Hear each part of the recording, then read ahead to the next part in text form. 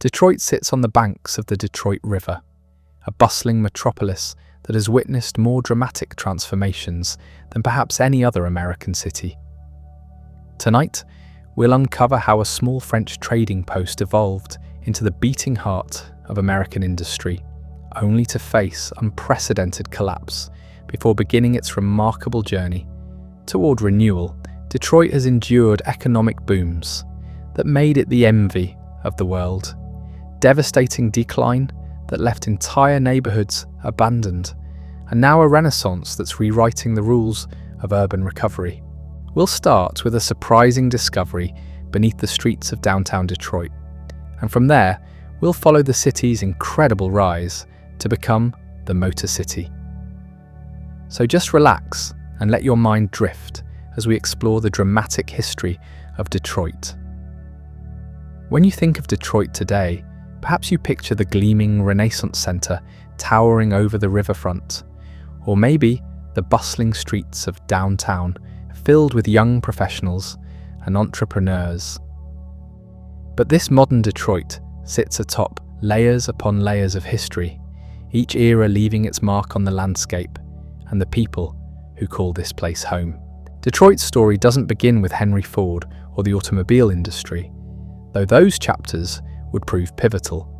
Instead, we must travel back much further, to a time when this region looked completely different from the urban landscape we know today. Long before European explorers set foot in this area, the land that would become Detroit was inhabited by various Native American tribes.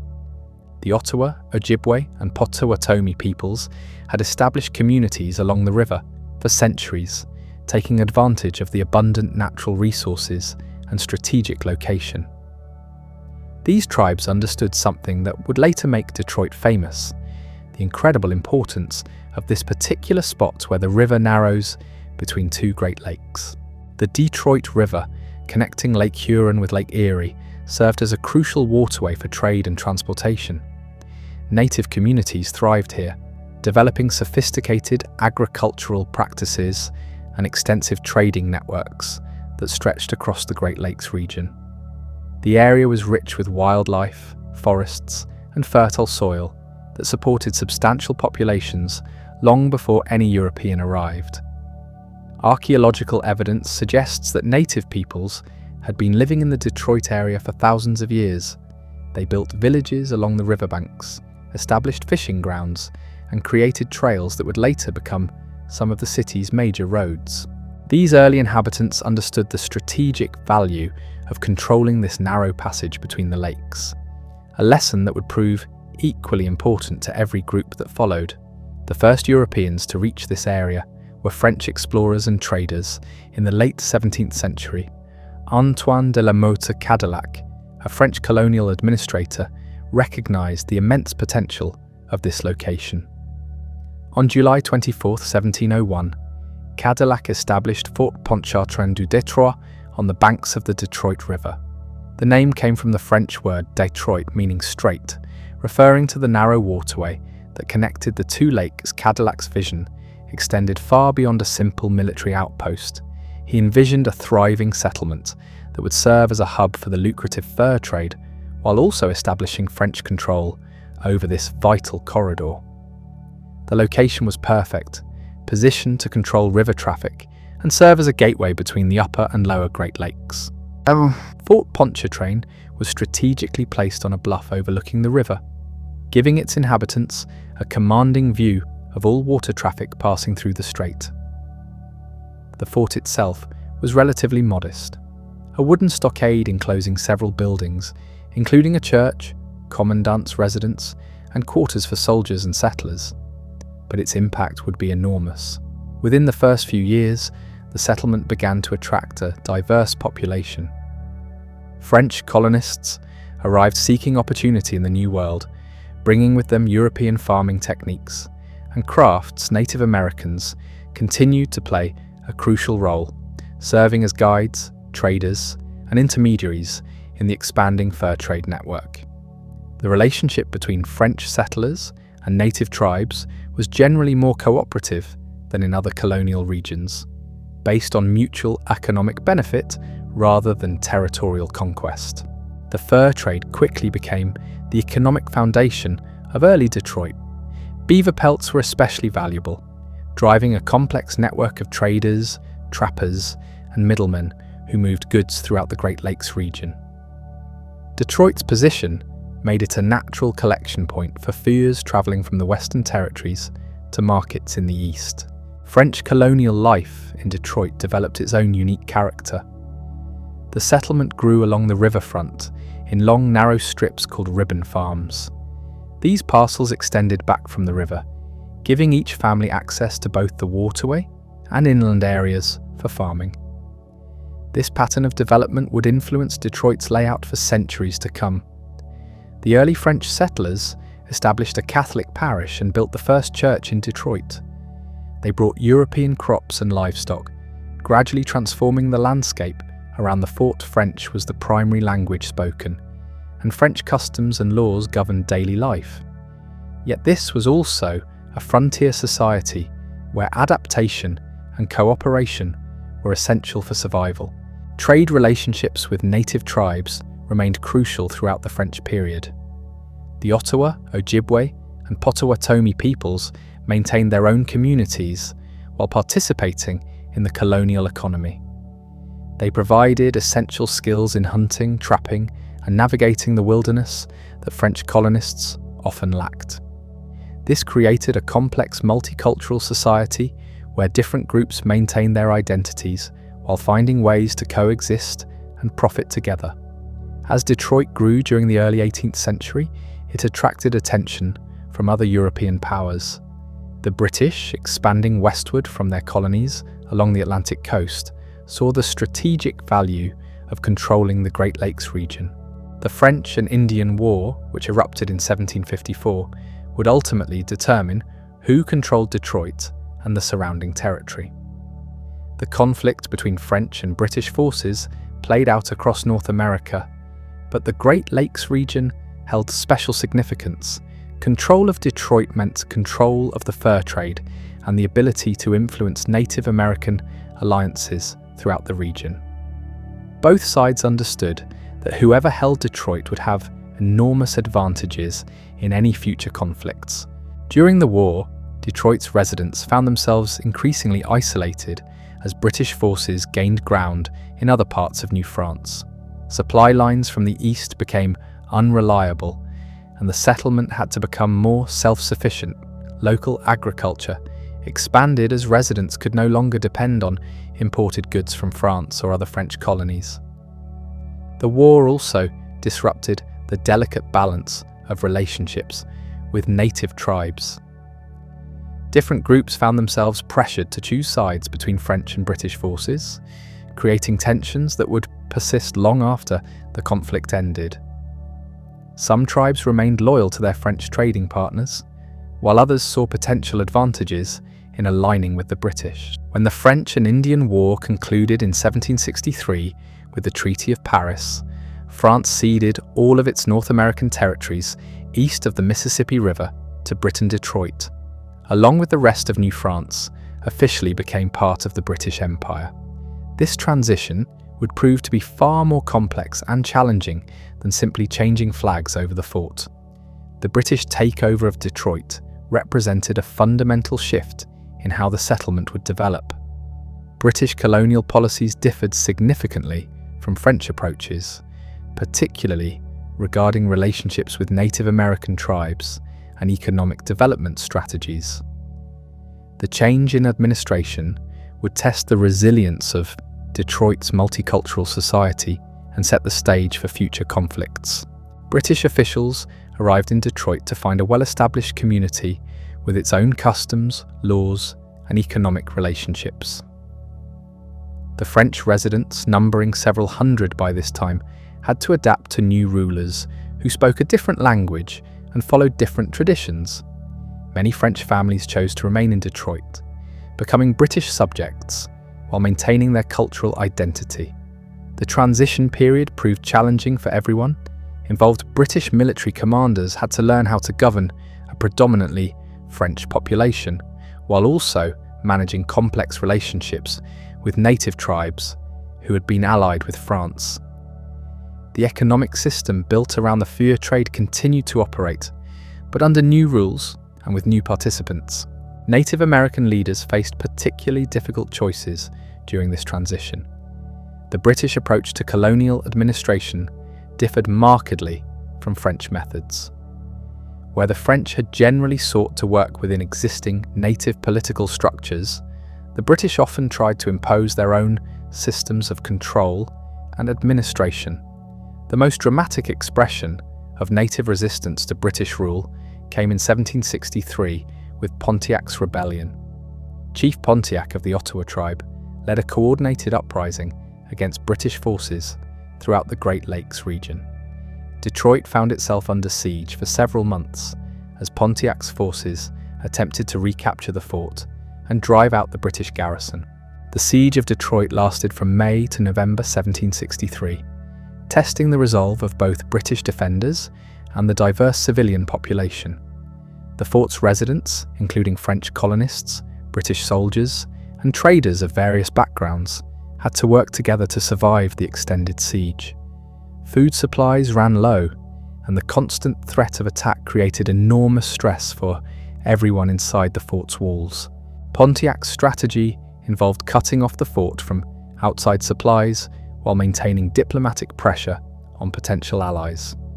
He hoped to convince French residents to join the rebellion, but most chose to remain neutral or support the British garrison. The complex loyalties and relationships that had developed over decades of multicultural coexistence proved difficult to untangle even during wartime. The siege finally ended when British reinforcements arrived, and Pontiac realized that French support for his rebellion would not materialize.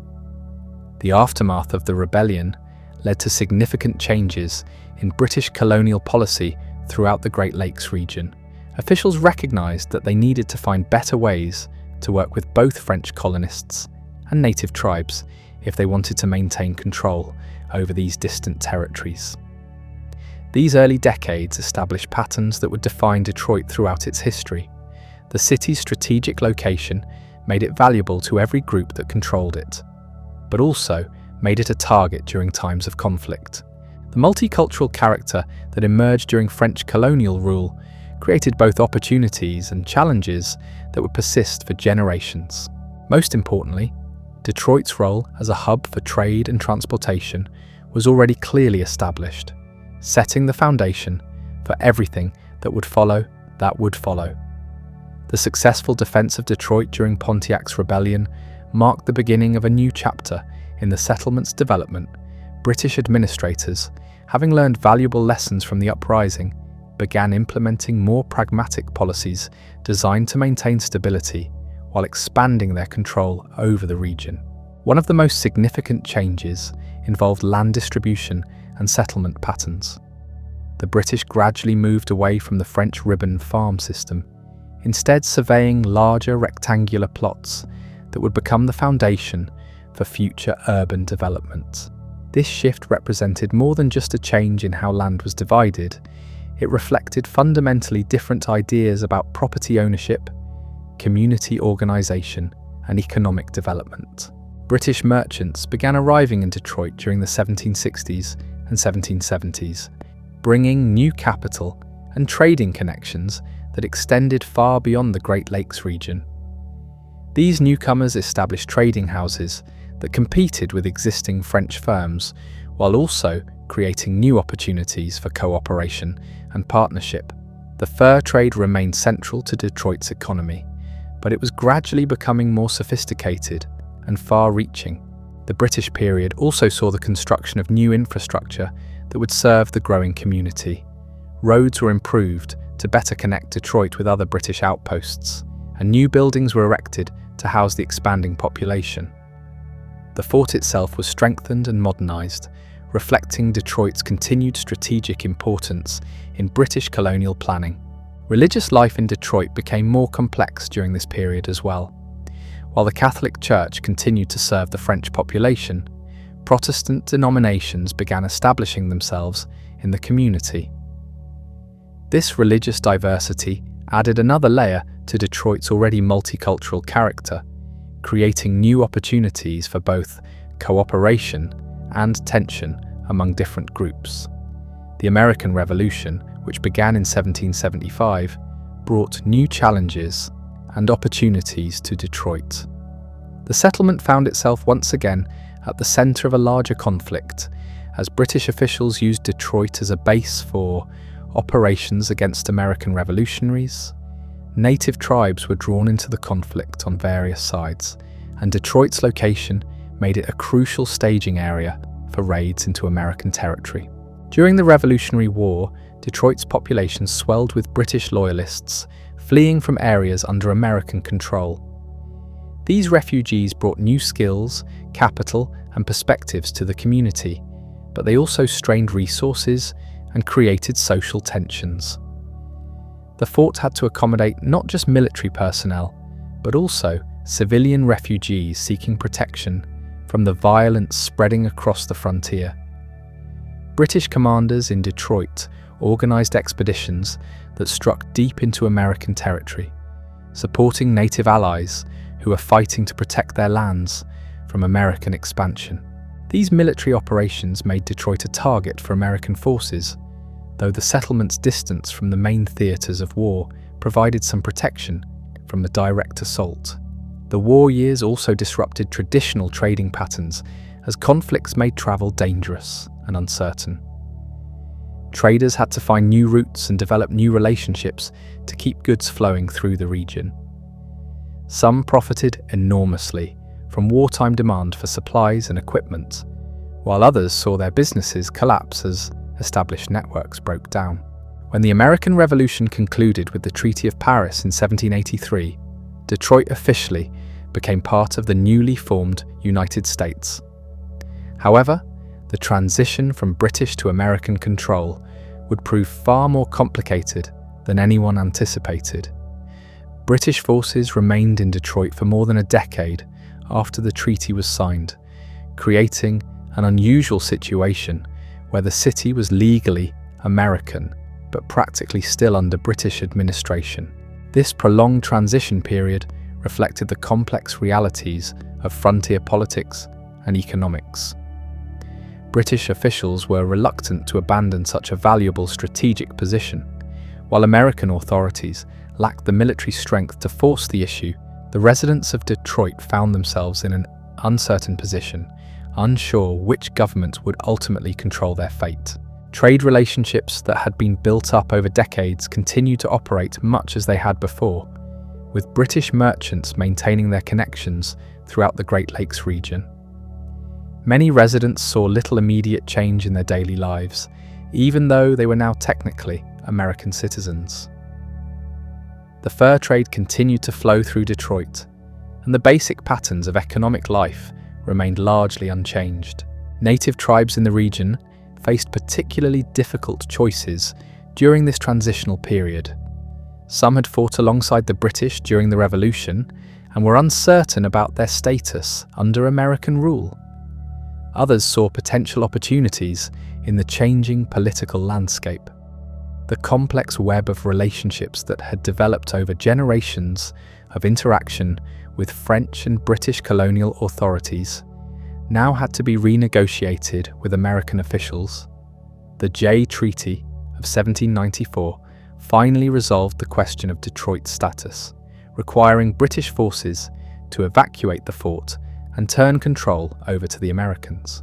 On July 11, 1796, American troops under the command of General Anthony Wayne formally took possession of Detroit, ending more than 90 years of European colonial rule. The American takeover represented a fundamental transformation in Detroit's character and prospects. American territorial policies differed significantly from both French and British approaches, emphasizing rapid settlement, territorial expansion, and economic development based on agriculture rather than just trade. These changes would reshape Detroit's role in the broader regional economy and set the stage for dramatic growth in the decades to come. One of the first challenges facing American administrators was organizing territorial government for the Northwest Territory, of which Detroit was a crucial part. The Northwest Ordinance of 1787 had established procedures for territorial administration and eventual statehood, but implementing these policies in a frontier region with such a diverse population required considerable skill and flexibility. American officials had to work with a population that included French Catholics, British Loyalists, various Native American tribes, and increasing numbers of American settlers arriving from the eastern states. Each group had its own customs, languages, and expectations about how government should operate. Creating a unified territorial administration that could serve all these different communities proved enormously challenging. The territorial period also brought new economic opportunities as American merchants and entrepreneurs arrived in Detroit, seeking to capitalize on its strategic location. The Louisiana Purchase in 1803 opened new territories to the west, and Detroit's position made it a natural staging area for further expansion into the Great Lakes region and beyond. Steamboat technology, which emerged in the early 19th century, revolutionized transportation on the Great Lakes and dramatically enhanced Detroit's importance as a transportation hub. The first steamboat reached Detroit in 1818, marking the beginning of a new era in regional commerce and communication. Steam-powered vessels could carry larger cargoes more reliably than wind-powered ships, making Detroit an even more attractive location for merchants and traders. The War of 1812 tested Detroit's loyalty to its new American identity, while also demonstrating the city's continued strategic importance. British forces, supported by native allies, captured Detroit early in the war, but American forces later recaptured the city. The conflict disrupted economic life and created new tensions within the diverse population, but it also strengthened Detroit's ties to the United States and its role in American territorial expansion. During the war, Detroit's residents experienced firsthand the challenges of living on a contested frontier. The city changed hands multiple times, and residents had to navigate shifting loyalties and allegiances as different forces gained and lost control. Some families fled to safer locations, while others remained to protect their property and businesses. The successful American defense of Detroit during the later stages of the war helped establish the city's reputation as a crucial American outpost on the frontier. Military leaders recognized that controlling Detroit was essential for maintaining American influence throughout the Great Lakes region, leading to increased federal investment in the city's defenses and infrastructure. When the war ended, Detroit was positioned to benefit from the massive westward expansion that would characterize American development throughout the 19th century. The city's location, established trading relationships, and growing infrastructure made it an ideal base for entrepreneurs, settlers, and government officials seeking to develop the vast territories opening up to the west. The post-war period brought unprecedented growth to Detroit as American settlers arrived in increasing numbers. Many came from New England and New York, bringing with them different customs, economic practices, and ideas about community development. These newcomers joined the existing French, British, and native populations, creating an even more diverse and dynamic community. By the 1820s, Detroit was transforming from a frontier trading post into a proper American city. New streets were laid out according to American surveying practices, replacing the irregular patterns that had developed during the colonial period. Buildings constructed in American architectural styles began appearing alongside older French and British structures, creating a unique urban landscape that reflected the city's complex history. The completion of the Erie Canal in 1825 revolutionized Detroit's connections to eastern markets and dramatically accelerated the city's growth. Goods and people could now travel from New York to Detroit much more quickly and cheaply than ever before. This improved transportation network attracted new businesses and residents while also making Detroit products more competitive in distant markets. Detroit's transformation from trading post to American city, established the foundation for everything that would follow. The patterns of diversity, strategic location, and economic opportunity that emerged during these early decades would define the city's character throughout its remarkable journey toward becoming the Motor City and beyond. Michigan achieved statehood in 1837, and Detroit became the capital of this new state, cementing its position as the political and economic center of the region. The honor of being the state capital brought new prestige and federal investment to the city, attracting government officials, lawyers, and business leaders who would help shape Detroit's future development. The capital designation also meant that Detroit would play host to the state legislature and Supreme Court, bringing a steady stream of visitors and creating new economic opportunities for hotels, restaurants, and other service businesses. Government buildings were constructed in the latest architectural styles, giving Detroit an increasingly sophisticated and cosmopolitan appearance that reflected its growing importance. However, Detroit's time as Michigan's capital would prove surprisingly brief. In 1847, the state legislature voted to move the capital to Lansing, a decision that shocked many Detroit residents who had assumed their city's political prominence was permanent. The move was partly motivated by security concerns, as Lansing's inland location was considered safer from potential naval attacks, and partly by political considerations involving the balance of power between different regions of the state. Despite losing its status as state capital, Detroit continued to grow and prosper throughout the 1840s and 1850s. The city's location remained its greatest asset, and improvements in transportation technology only enhanced its strategic value. Railroad construction connected Detroit to cities throughout the Midwest, creating new markets for local businesses and making the city more accessible to settlers and entrepreneurs. The Michigan Central Railroad reached Detroit in 1838, establishing the city as a major rail hub that complemented its existing advantages as a port and trading center. Trains could carry passengers and freight much faster than wagons or boats, dramatically reducing travel times to major eastern cities like Chicago, Cleveland, and New York.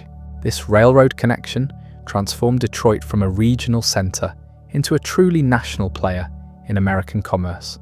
Immigration patterns during this period began to change the ethnic composition of Detroit's population significantly. German immigrants arrived in large numbers during the 1840s and 1850s, fleeing political upheaval and economic hardship in their homeland. These newcomers brought valuable skills in brewing, metalworking, and precision manufacturing that would prove crucial to Detroit's industrial development. The German community established its own neighborhoods, churches, schools, and cultural organizations, while also integrating into the broader economic life of the city. German breweries became particularly important, taking advantage of Detroit's access to Great Lakes shipping routes to distribute their products throughout the region. The brewing industry represented one of Detroit's first major manufacturing successes, demonstrating the city's potential for industrial development. Irish immigrants also arrived in significant numbers, particularly during and after the potato famine of the 1840s. Many found work in construction, helping to build the infrastructure that supported Detroit's rapid growth. The Irish community faced discrimination and economic challenges, but they gradually established themselves as an important part of the city's working class and political structure. African Americans began arriving in Detroit in larger numbers during this period as well, though their numbers remained relatively small compared to other immigrant groups. Some were free blacks seeking better economic opportunities, while others were escaped slaves following the Underground Railroad routes that passed through Michigan. Detroit's location near the Canadian border made it an important stop for those seeking freedom across the international boundary. The Underground Railroad operated extensively through Detroit, with numerous safe houses and networks helping enslaved people reach safety in Canada. Prominent Detroit residents, both black and white, participated in these activities despite the legal risks involved. The city's diverse population and complex geography made it an ideal location for underground railroad operations, and these activities strengthened Detroit's reputation as a place where different peoples could find opportunity and freedom. Manufacturing began to emerge as a significant part of Detroit's economy during the 1850s, though it remained secondary to trade and commerce. Small factories produced goods for local and regional markets. Taking advantage of Detroit's transportation connections and growing population, lumber processing became particularly important as Michigan's vast forests were harvested to supply the construction boom in growing Midwest cities. The lumber industry brought new wealth to Detroit, while also creating environmental challenges that would persist for generations. Sawmills lined the riverfront, processing logs that arrived by ship from northern Michigan forests. The industry employed thousands of workers and generated enormous profits, but it also produced pollution and waste that degraded the Detroit River and surrounding areas. Shipbuilding emerged as another important industry during this period, taking advantage of Detroit's location and the growing demand for vessels to carry cargo and passengers throughout the Great Lakes system. Detroit shipyards produced both commercial vessels and luxury passenger steamers, establishing the city's reputation for quality maritime construction that would influence its later automotive development. The Civil War, which began in 1861, had profound effects on Detroit despite the city's distance from the main battlefields. Michigan was strongly supportive of the Union cause, and Detroit served as an important recruiting center and supply depot for Union forces. The war created new economic opportunities while also testing the city's social cohesion, as different ethnic and political groups responded differently to the conflict. Detroit's manufacturing capabilities expanded rapidly during the war as local factories converted to produce military supplies. The city's metalworking shops produced weapons, ammunition, and equipment for Union armies, while its shipyards built vessels for the Union Navy. This wartime production experience provided valuable lessons in large-scale manufacturing that would prove crucial in later decades. The war also accelerated social changes within Detroit, as women entered the workforce in larger numbers to replace men who had joined the military. These changes challenged traditional gender roles and created new opportunities for women's participation in economic and political life. The experience of managing wartime production also demonstrated Detroit's potential as a major industrial center. African American communities in Detroit played important roles in supporting the Union war effort, with many men enlisting in colored regiments and others working in war production. The Emancipation Proclamation and eventual Union victory created new possibilities for African American migration to northern cities like Detroit, though significant barriers to full equality remained. When the war ended in 1865, Detroit was positioned to benefit from the massive industrial expansion that characterized American development during the Gilded Age. The city's manufacturing experience, transportation advantages, and diverse population provided an ideal foundation for the dramatic growth that would transform it into one of America's great industrial cities. The post-war decades brought unprecedented prosperity to Detroit as the city became a major center for lumber processing, shipbuilding, and increasingly sophisticated manufacturing. The completion of the Transcontinental Railroad in 1869 enhanced Detroit's position in national commerce, while improvements in Great Lakes shipping made the city even more attractive to businesses seeking efficient transportation for their products. Population growth accelerated dramatically during the 1870s and 1880s as word spread about opportunities in Detroit's expanding economy. The city's population more than doubled between 1860 and 1880, reaching nearly 117,000 residents by the latter date. This rapid growth strained existing infrastructure and created new challenges in housing, sanitation, and public services that city leaders struggled to address. New neighborhoods emerged to accommodate the growing population, extending Detroit's boundaries far beyond the original French settlement along the riverfront. These areas developed their own distinct characters, often organized around particular ethnic communities or economic activities. The city's physical expansion reflected its growing economic importance and social complexity. Technological innovations continued to transform daily life in Detroit during this period.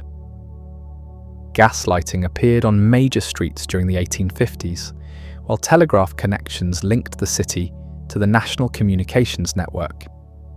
These improvements enhanced Detroit's attractiveness to businesses and residents, while also demonstrating the city's commitment to modernization and progress. The lumber boom reached its peak during the 1880s, making Michigan the leading lumber-producing state in the nation, and Detroit one of its most important processing centers. Enormous fortunes were created as entrepreneurs capitalized on the seemingly endless forests of northern Michigan. However, this prosperity was built on a resource that was being rapidly depleted, and forward-thinking business leaders began looking for new opportunities to sustain the city's growth. Railroad connections continued to expand throughout this period, making Detroit a crucial hub for freight and passenger traffic throughout the Midwest. The city's Union Station became one of the busiest in the region, handling hundreds of trains daily and connecting Detroit to every major American city. These transportation advantages attracted new businesses and made Detroit products competitive in distant markets. Industrial development accelerated during the 1880s and 1890s as entrepreneurs recognized Detroit's potential as a manufacturing center. Machine shops, foundries, and precision manufacturing firms established operations in the city, taking advantage of its skilled workforce, transportation connections, and access to raw materials. These businesses laid the groundwork for the automotive revolution that would soon transform Detroit into the Motor City. The seeds of Detroit's automotive future were already being planted during these decades as local inventors and entrepreneurs experimented with new forms of transportation and manufacturing. Steam-powered vehicles appeared on Detroit streets during the 1860s, while bicycle manufacturing became an important local industry during the 1890s. These early experiments with mechanical transportation and precision manufacturing would prove crucial when the automobile age arrived. Educational institutions expanded significantly during this period, reflecting Detroit's growing sophistication and the increasing complexity of its economy. New schools were built to serve the growing population, while specialized institutions emerged to train workers in the technical skills required by modern industry. These educational investments would prove essential when Detroit needed skilled workers for its automotive factories. Cultural life flourished in Detroit during the late 19th century as the city's growing wealth supported theaters, museums, and other institutions that enhanced the quality of life for residents. The Detroit Opera House opened in 1869, while numerous smaller venues provided entertainment for different ethnic communities and social classes. This cultural vitality helped attract and retain the talented individuals who would drive Detroit's future development. Religious institutions also multiplied and diversified during this period, reflecting the city's increasingly complex population. New Catholic parishes served growing Irish, German, and Polish communities, while Protestant denominations established churches for American-born residents. Jewish synagogues appeared as Eastern European immigrants arrived in larger numbers, adding another layer to Detroit's religious landscape. Labor organization began to emerge as an important force in Detroit during the 1880s and 1890s as workers sought to improve their conditions in the city's expanding factories. Early unions faced significant opposition from employers and government officials, but they established precedents for collective action that would prove crucial during the more intensive industrialization of the early 20th century. The economic depression of the 1890s tested Detroit's resilience and demonstrated both the benefits and risks of the city's growing dependence on manufacturing. Some businesses failed during the downturn, but others emerged stronger, having learned to operate more efficiently and adapt to changing market conditions. The Depression also highlighted the need for economic diversification and better social services to support workers during difficult times. As the 19th century drew to a close, Detroit stood on the threshold of its greatest transformation. The city had evolved from a frontier trading post into a major industrial centre with nearly 300,000 residents and a diverse, sophisticated economy. Transportation advantages, skilled workers, entrepreneurial leadership, and access to capital had created ideal conditions for the automotive revolution that would soon make Detroit famous around the world. The stage was set for an unprecedented period of growth and innovation that would establish Detroit as one of America's most important cities and a symbol of industrial might throughout the world. The foundations laid during these formative decades would support the dramatic expansion that was about to begin, transforming Detroit into the Motor City and the beating heart of American manufacturing. The dawn of the 20th century brought winds of change that would reshape not just Detroit, but the entire world. As the new century began, few could have imagined that this Great Lakes city would soon become synonymous with a revolutionary technology that would transform human mobility forever. In 1896, a young engineer named Henry Ford completed his first automobile in a small workshop on Bagley Street. The quadricycle, as he called it, was a simple contraption with bicycle wheels and a small gasoline engine. But Ford wasn't alone in his experiments. Throughout Detroit, inventors and tinkerers were working on similar projects, drawn together by the city's concentration of metalworking expertise and mechanical know-how. The transition from horse-drawn transportation to motorized vehicles wasn't immediate or obvious. Early automobiles were expensive curiosities, unreliable machines that seemed more like toys for wealthy enthusiasts than practical transportation for ordinary people. Most observers assumed that electric vehicles would dominate the future market, as they were quieter, cleaner, and easier to operate than their gasoline-powered counterparts. Detroit's established industries provided the perfect foundation for automotive development. The city's carriage makers understood vehicle construction and customer needs. Machine shops had the precision tools and skilled workers necessary for manufacturing complex mechanical components. The bicycle industry had developed lightweight materials and efficient production techniques that could be adapted to automobile manufacturing. Ransom Eli Olds established one of the first successful automobile manufacturing operations in Detroit with his Oldsmobile company. The curved dash Oldsmobile, introduced in 1901, became America's first mass-produced automobile.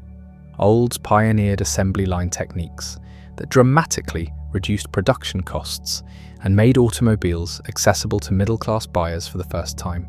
The success of Oldsmobile attracted other entrepreneurs to Detroit, creating a concentration of automotive talent and capital that would prove decisive in the industry's development. The Dodge brothers, John and Horace, established a machine shop that supplied precision components to multiple automobile manufacturers. Their expertise in metalworking and production efficiency made them essential partners for the emerging automotive industry. David Dunbar Buick founded the Buick Motor Company in 1903, introducing innovative engine designs that improved automobile performance and reliability. His overhead valve engine technology provided more power and efficiency than competing designs, helping establish Buick as a premium automobile brand that attracted wealthy customers willing to pay for superior performance. But it was Henry Ford who would truly revolutionize not just Detroit, but the entire concept of manufacturing and consumer society. Ford's vision extended far beyond simply building better automobiles. He wanted to create a car that ordinary working people could afford, a vehicle that would transform American society by giving everyone access to personal mobility. The Ford Motor Company, incorporated in 1903, struggled initially to find the right combination of design, manufacturing efficiency, and market appeal. Ford experimented with various models, learning valuable lessons about production techniques and customer preferences.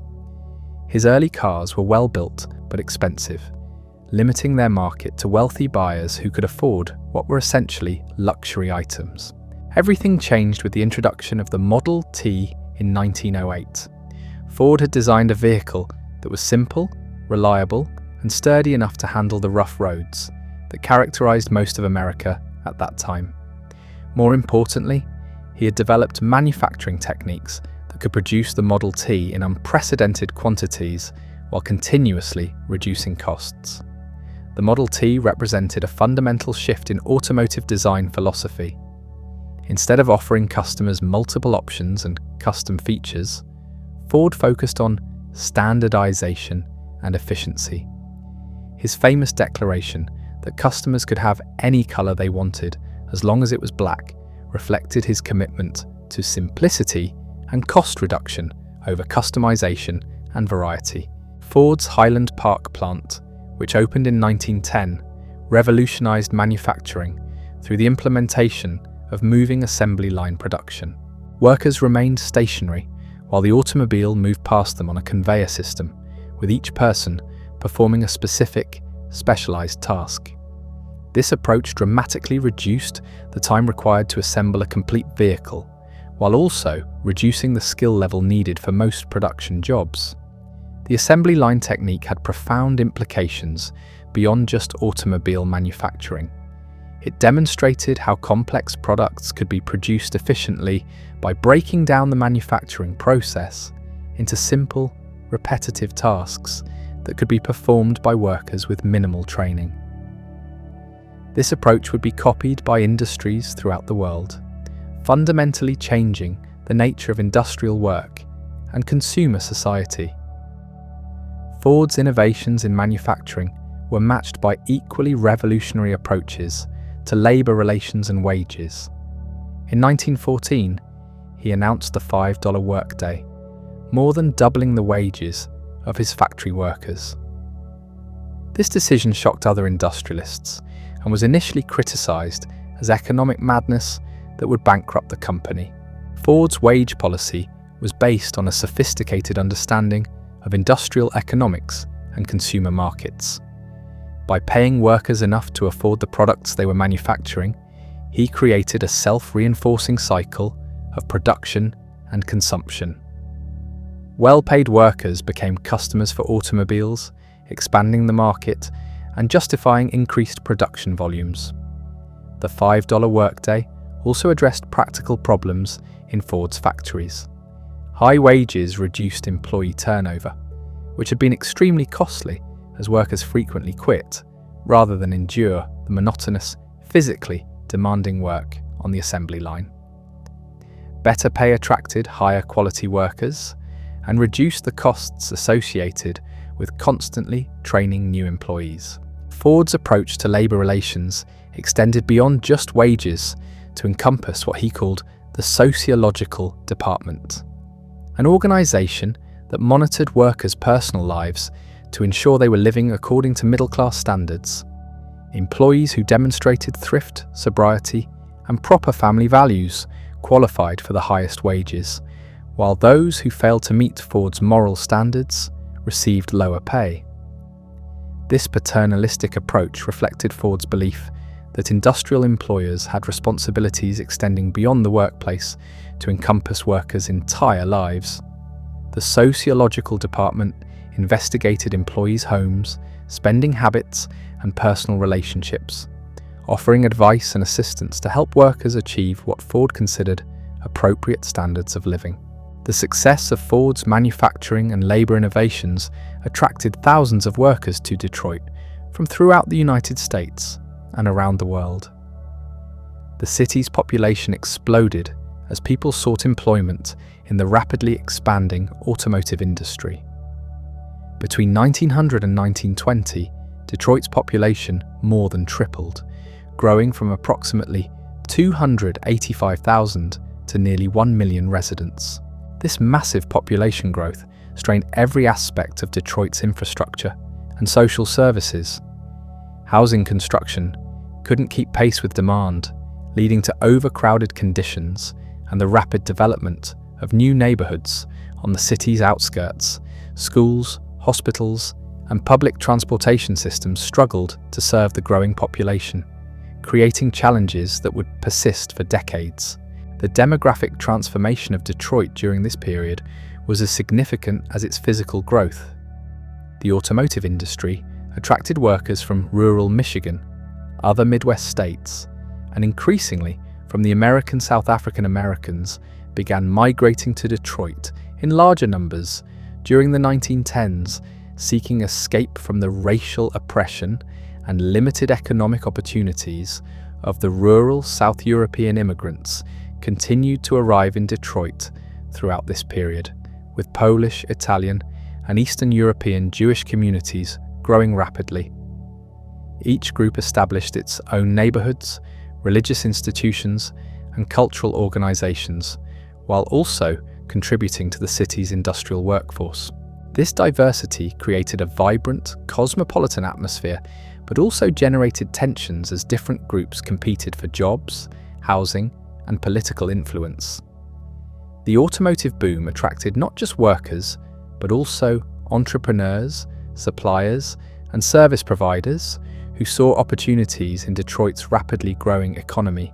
Machine shops, foundries, and parts manufacturers established operations to serve the automobile companies.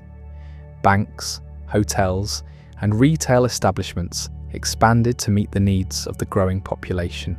General Motors, founded by William Durant in 1908, represented a different approach to automotive manufacturing than Ford's focus on a single, standardized product. Durant acquired multiple automobile brands, creating a company that could offer vehicles at different price points and with varying features to appeal to diverse market segments. Durant's strategy of acquiring existing automobile manufacturers rather than developing everything internally allowed General Motors to grow rapidly, while also preserving the distinct identities and customer loyalties associated with brands like Buick, Oldsmobile, and Cadillac. This approach created a more complex organization than Ford's integrated operations, but it also provided greater flexibility in responding to changing market conditions. The competition between Ford and General Motors drove innovation and efficiency improvements throughout the automotive industry. Both companies invested heavily in research and development, constantly seeking better materials, more efficient production techniques, and improved vehicle designs. This competitive dynamic accelerated the pace of technological advancement and helped establish Detroit as the global center of automotive innovation.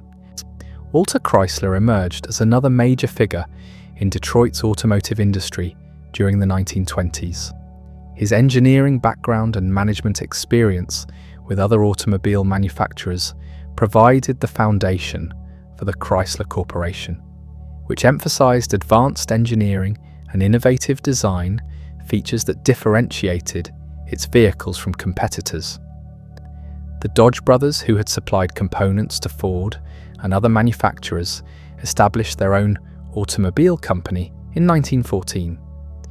Their reputation for quality manufacturing and engineering excellence helped Dodge quickly gain market share, particularly among buyers who valued reliability and durability over low prices.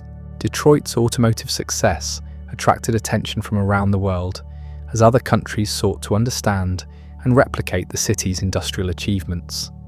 Foreign delegations visited Detroit factories to study American production techniques, while Detroit engineers and managers were recruited to establish automotive operations in other countries. The city's influence extended far beyond automobile manufacturing, as Detroit developed techniques were applied to the production of appliances, machinery, and consumer goods throughout American industry. The principles of assembly line production, standardization, and high-volume manufacturing that were perfected in Detroit became fundamental to modern industrial society. World War I provided new opportunities for Detroit's automotive industry as manufacturers converted their facilities to produce military equipment and supplies. The war demonstrated the strategic importance of America's industrial capacity, while also accelerating technological development and production efficiency, improvements that would benefit peacetime manufacturing. The post-war period brought unprecedented prosperity to Detroit as pent-up consumer demand drove automobile sales to new heights. The 1920s marked the golden age of Detroit's automotive dominance, with the city's factories producing millions of vehicles annually for domestic and international markets. Radio broadcasting emerged as a new industry in Detroit during the 1920s, with stations like WWJ pioneering commercial broadcasting and helping to create the mass media culture that would characterize modern American society. Detroit's central location and industrial wealth made it an ideal base for radio operations serving the entire Midwest region. The city's cultural life flourished during this prosperous decade as automotive wealth supported theaters, museums, and other institutions that enhanced Detroit's reputation as a sophisticated metropolitan center. The Detroit Symphony Orchestra gained international recognition, while the city's architecture reflected the confidence and ambition of its rapidly growing population. Jazz music found a receptive audience in Detroit during the 1920s, with the city becoming an important center for African American musical culture. Clubs and theaters in the Paradise Valley district attracted performers and audiences from throughout the region, establishing Detroit's reputation as a significant cultural center beyond just industrial manufacturing. The prosperity of the 1920s seemed to validate Detroit's transformation from frontier trading post to industrial metropolis. The city had become a symbol of American innovation, efficiency, and prosperity, attracting admiration and emulation from around the world. Few could imagine that this remarkable success would soon face unprecedented challenges that would test Detroit's resilience and adaptability. As the decade progressed, signs of potential problems began to emerge beneath the surface of Detroit's continued prosperity. The automobile market was becoming saturated, as most middle-class families already owned cars, while competition from other manufacturers was intensifying. The city's overwhelming dependence on a single industry made it vulnerable to any downturn in automotive demand. Though few observers recognized this risk at the time, labor relations remained tense despite the prosperity of the automotive industry, as workers sought greater job security and improved working conditions. The assembly line system that had made mass production possible also created alienating work environments that many employees found unsatisfying and physically demanding.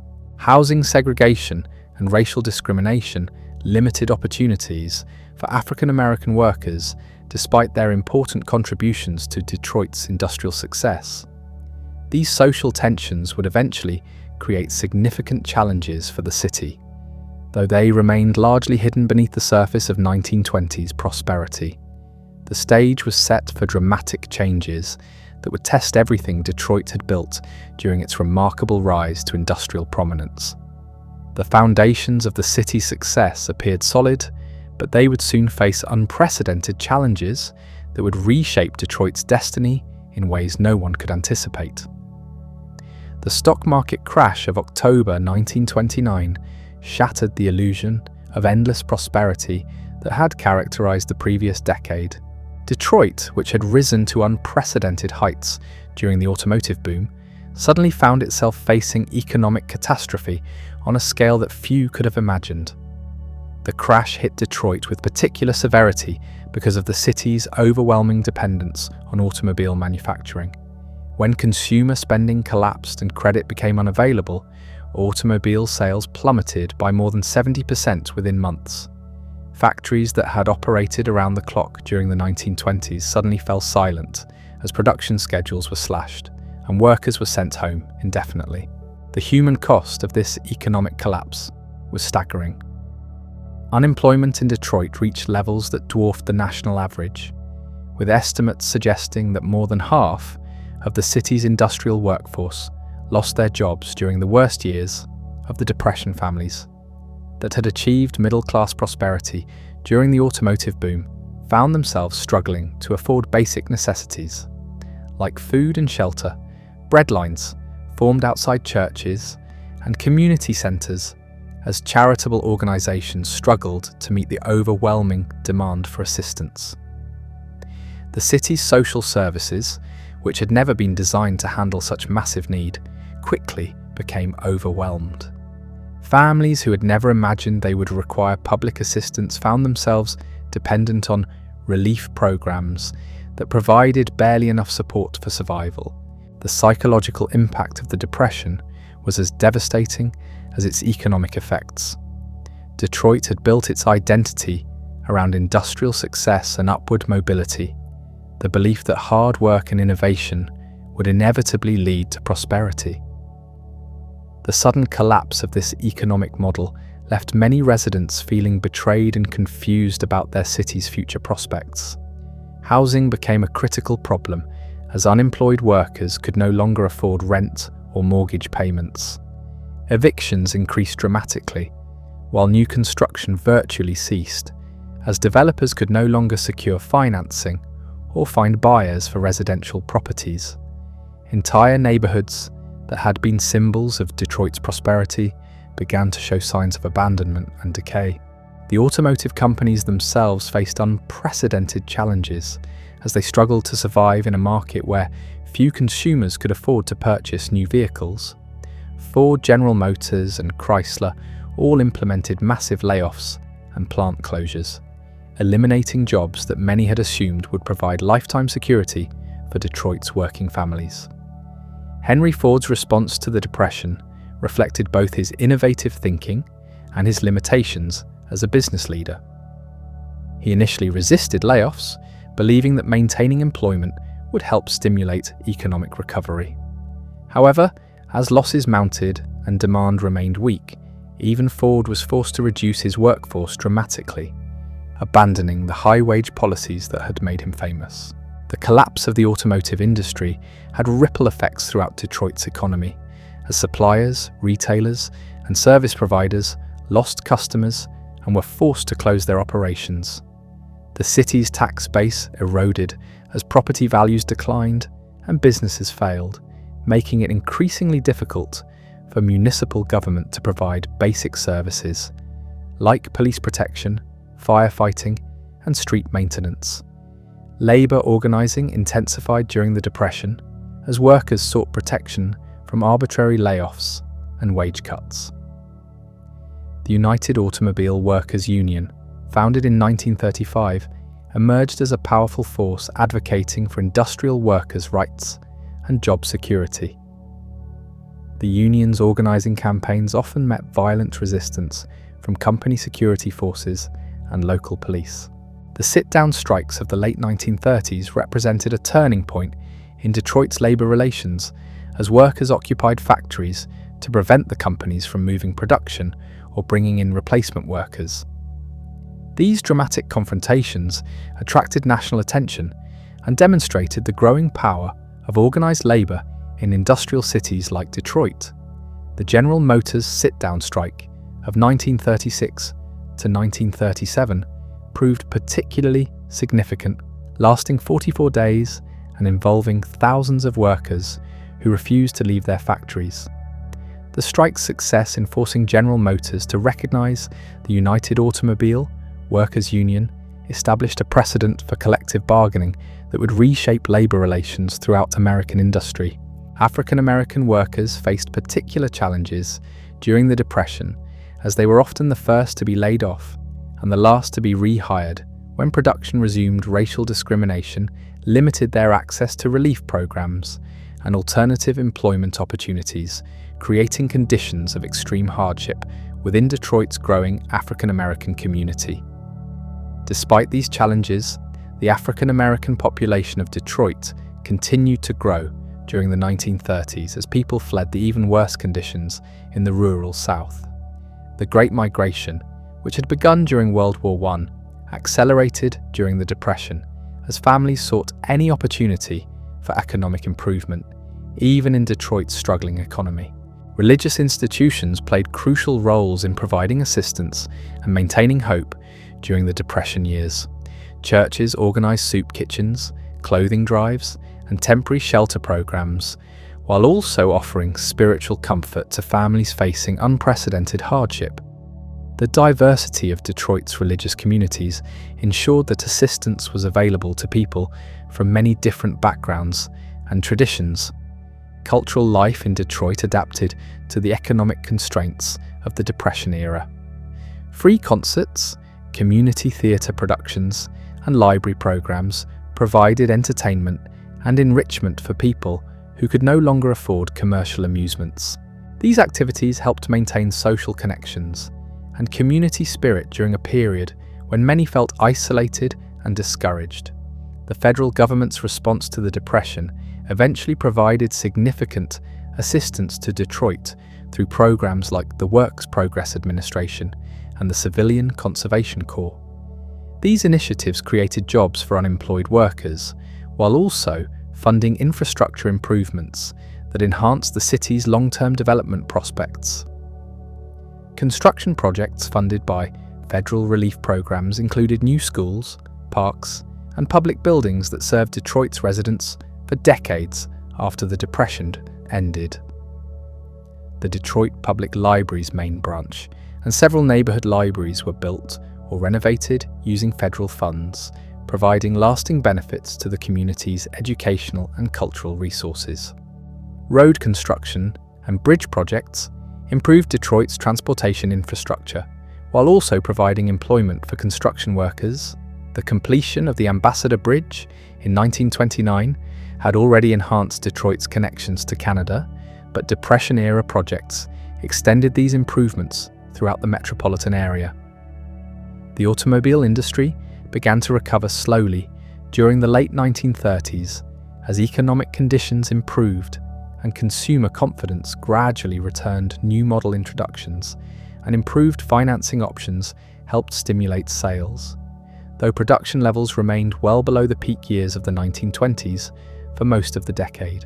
Technological innovation continued despite the economic challenges of the Depression era.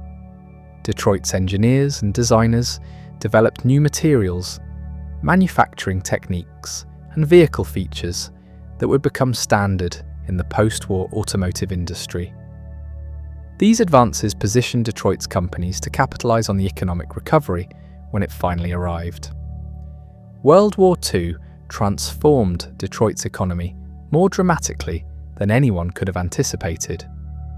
When the United States entered the war following the attack on Pearl Harbor in December 1941, Detroit's automotive factories were converted to produce military equipment and supplies on an unprecedented scale. The transformation from civilian to military production happened with a remarkable speed and efficiency. Assembly lines that had produced automobiles were retooled to manufacture aircraft engines, tanks, artillery shells, and other military equipment. Detroit's skilled workforce and advanced manufacturing capabilities made the city an essential component of America's wartime industrial mobilization. The Willow Run plant, built by Ford to produce B-24 bomber aircraft, became a symbol of Detroit's contribution to the war effort. At its peak, the facility employed more than 40,000 workers and produced one complete aircraft every hour, demonstrating the incredible productive capacity that Detroit's industrial system could achieve when fully mobilized. Employment opportunities expanded dramatically during the war years as military contracts required round-the-clock production schedules, Workers who had been unemployed for years during the Depression suddenly found themselves in high demand, with factories offering overtime pay and premium wages to attract and retain skilled employees. Women entered Detroit's industrial workforce in unprecedented numbers during World War II, taking jobs that had previously been reserved exclusively for men. These Rosie the Riveter workers proved that they could perform complex manufacturing tasks as effectively as their male counterparts, challenging traditional assumptions about gender roles in industrial work. The war years also brought new opportunities for African American workers as labor shortages forced companies to hire from previously excluded groups. While discrimination persisted, the urgent need for workers opened doors that had been closed during peacetime, allowing many African American families to achieve economic stability for the first time. Housing shortages became critical during the war years as workers flooded into Detroit to fill defense industry jobs. Temporary housing projects were constructed rapidly, while existing neighborhoods became severely overcrowded. These conditions created tensions between different ethnic and racial groups competing for limited housing resources. The Detroit Race Riot of 1943 reflected the social pressures that had built up during the rapid wartime transformation. Competition for housing and jobs, combined with long-standing racial prejudices, erupted into violence that left 34 people dead and highlighted the deep divisions within Detroit's diverse population. Federal intervention was required to restore order during the riot, with military troops patrolling the streets for several days. The violence damaged Detroit's reputation and demonstrated that economic prosperity alone could not resolve the racial tensions that had been building within the city for decades. Despite these challenges, Detroit's wartime production achievements were extraordinary. The city's factories produced more than $29 billion worth of military equipment during the war years, earning Detroit the nickname Arsenal of Democracy. This contribution was essential to Allied victory and demonstrated the crucial role that American industrial cities played in global conflicts. The end of World War II in 1945 brought new challenges and opportunities as Detroit's factories converted back to civilian production. Pent-up consumer demand for automobiles, appliances, and other goods that had been unavailable during the war years created unprecedented market opportunities for companies that could quickly resume peacetime manufacturing. So, the post-war economic boom exceeded even the prosperity of the 1920s, as Americans used wartime savings to purchase homes, automobiles, and consumer goods that had been rationed or unavailable during the conflict. Detroit's automotive companies were perfectly positioned to capitalize on this demand, introducing new models with advanced features and improved performance. Suburban development accelerated dramatically during the late 1940s and 1950s as Detroit's workers used their wartime savings and federal housing assistance programs to purchase homes outside the central city. This suburbanization pattern would have profound implications for Detroit's future development as it began to drain population and tax revenue from the urban core. The GI Bill provided educational and housing benefits that enabled many Detroit veterans to achieve middle-class status and move to newer suburban communities. While these programs created opportunities for upward mobility, they also contributed to the geographic separation of different economic classes within the metropolitan area. Labor relations stabilized during the post-war period as the United Automobile Workers negotiated contracts that provided job security, health benefits, and pension plans for industrial workers. These agreements created a prosperous working class that could afford suburban homes, new automobiles, and consumer goods that had been luxuries for previous generations. The Treaty of Detroit, signed between General Motors and the UAW in 1950, established the framework for labor relations that would characterize Detroit's automotive industry for decades. The agreement provided workers with regular wage increases, comprehensive health insurance, and retirement benefits in exchange for labor peace and productivity improvements. Detroit's population reached its historic peak of nearly 1.9 million residents in 1950, making it the fourth largest city in the United States. The city's influence extended far beyond its borders, as Detroit-based companies dominated global automotive markets, and Detroit-developed manufacturing techniques were copied throughout the industrialized world. The cultural life of post-war Detroit flourished as prosperity supported new institutions and attracted talented performers and artists. The Motown Record Corporation, founded by Berry Gordy Jr. in 1959, would soon make Detroit synonymous with a distinctive sound that influenced popular music around the world. Television broadcasting emerged as a major industry in Detroit during the 1950s, with local stations producing programming that served not only the metropolitan area, but also audiences throughout the Midwest. The city's central location and economic importance made it an attractive market for advertisers and a strategic base for media companies. Architecture in Detroit during this period reflected the confidence and optimism of the post-war boom years. The completion of projects like the General Motors Renaissance Center demonstrated Detroit's commitment to maintaining its position as a leading American city, while suburban shopping centers and office complexes showed how the metropolitan area was expanding beyond the traditional city boundaries. The seeds of future challenges were already being planted during these prosperous years, though few observers recognized the potential problems.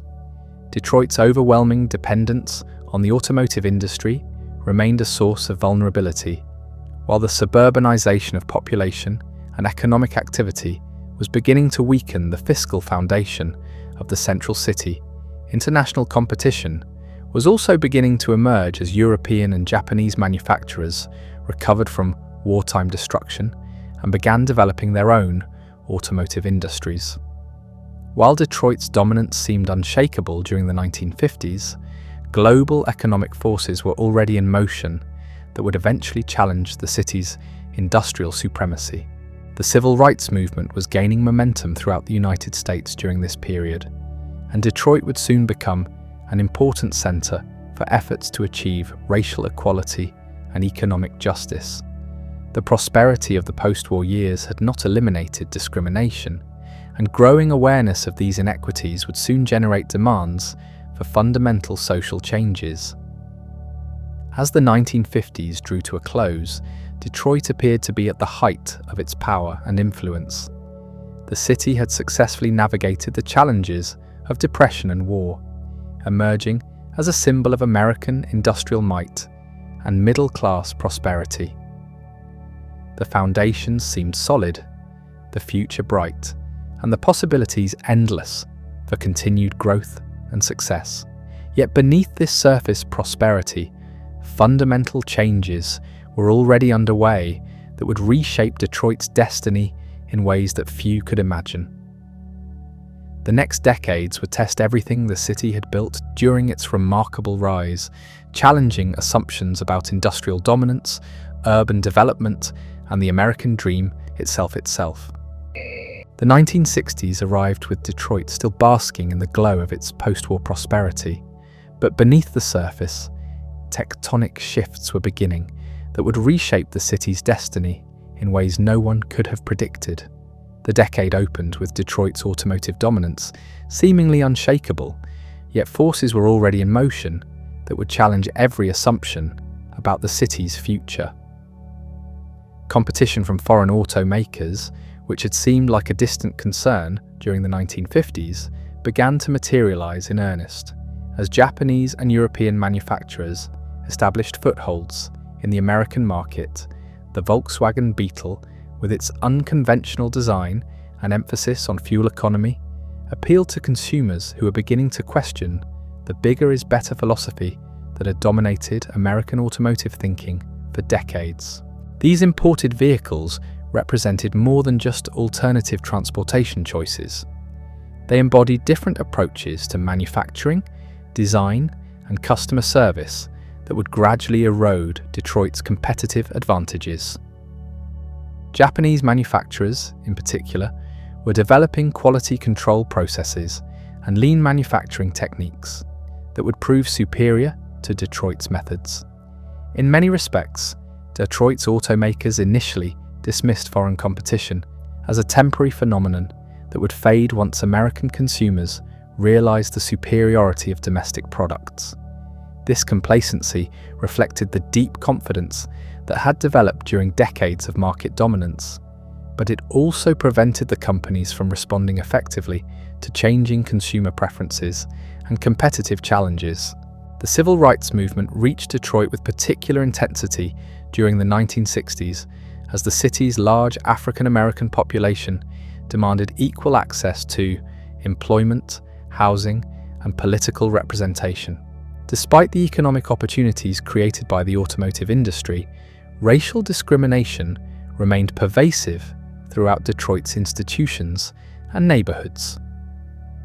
Housing segregation had created distinct racial boundaries within the city, with African Americans largely confined to older neighborhoods that received inadequate public services, and investment employment discrimination persisted in many industries and occupations, limiting opportunities for advancement even among skilled and educated African American workers.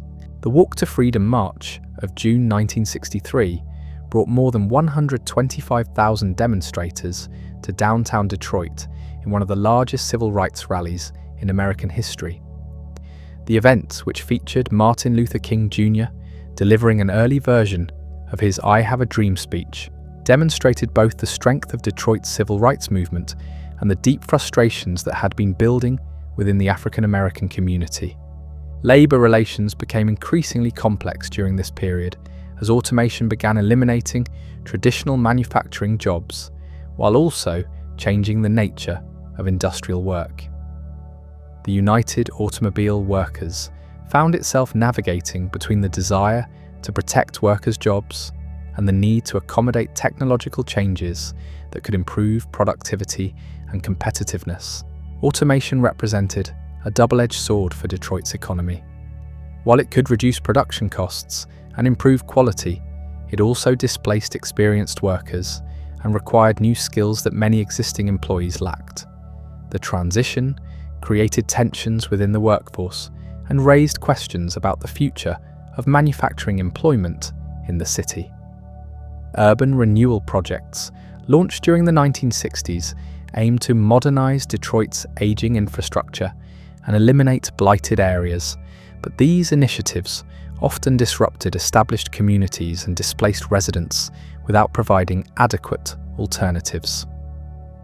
The construction of highways and urban development projects frequently targeted African American neighborhoods, exacerbating racial tensions and economic inequalities. The Lodge Freeway and other highway projects improved transportation connections within the metropolitan area while also physically dividing neighborhoods and facilitating suburban sprawl. These infrastructure investments reflected priorities that favored suburban development over urban preservation, contributing to the gradual weakening of Detroit's central city. Educational challenges mounted during this decade as demographic changes and resource constraints strained Detroit's public school system. White families continued moving to suburban districts with newer facilities and more resources, while Detroit's schools served an increasingly poor and minority student population with inadequate funding and aging buildings. The quality of public education became a crucial factor in families' decisions about where to live within the metropolitan area. Parents who could afford to do so often chose suburban communities with better funded schools, creating a cycle that further concentrated poverty and reduced resources in Detroit's urban core. Cultural transformation continued throughout the 1960s as Detroit became a major center for African American musical expression. Motown Records achieved international success with artists like the Supremes, the Temptations, and Stevie Wonder, creating a distinctive sound that became synonymous with Detroit's creative energy and cultural influence. The Motown sound represented more than just commercial success. It demonstrated Detroit's capacity for innovation beyond manufacturing, while also providing positive representation for African American culture during a period of social upheaval. The music created bridges between different communities while celebrating the creativity and talent that flourished in Detroit's neighborhoods. Television production expanded significantly during this period as Detroit became home to several nationally broadcast programs. The city's location, technical infrastructure, and talent pool made it an attractive alternative to New York and Los Angeles for certain types of programming, contributing to the diversification of Detroit's economy beyond automotive manufacturing.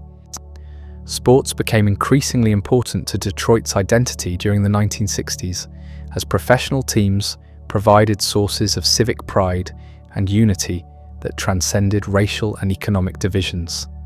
The Detroit Tigers' 1968 World Series championship offered a moment of celebration during a particularly turbulent year, demonstrating sports' power to bring communities together during difficult times.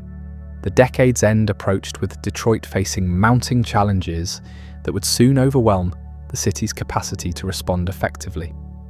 The combination of economic pressures, social tensions, and political conflicts created conditions that would explode into violence during the summer of 1967, forever changing how Americans viewed urban life and racial relations.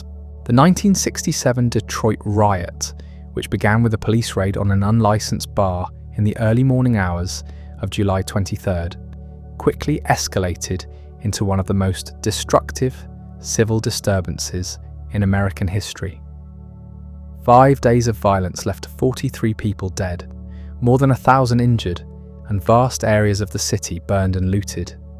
The immediate trigger for the riot involved long-standing tensions between Detroit's predominantly white police force and African American residents who felt subjected to harassment and discriminatory treatment. However, the underlying causes ran much deeper, involving decades of frustration over employment, discrimination, housing segregation, and limited political representation. The scale of destruction was unprecedented in Detroit's history. More than 2,500 businesses were damaged or destroyed, while 388 families were left homeless by fires that consumed entire city blocks. The economic losses exceeded $50 million, but the psychological and social damage proved far more devastating and longer lasting. Federal troops were deployed to restore order, as local police and National Guard units proved unable to control the violence. The sight of tanks and armed soldiers patrolling American city streets shocked the nation and highlighted the depth of urban problems that had been building for years beneath the surface of apparent prosperity. The riot's aftermath brought increased attention to Detroit's problems, while also accelerating trends that were already weakening the city's economic foundation.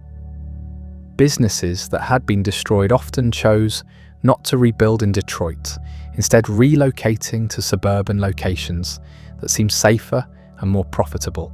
White flight, which had been proceeding gradually during the 1950s and early 1960s, accelerated dramatically after 1967 as families sought to escape what they perceived as an increasingly dangerous and unstable urban environment.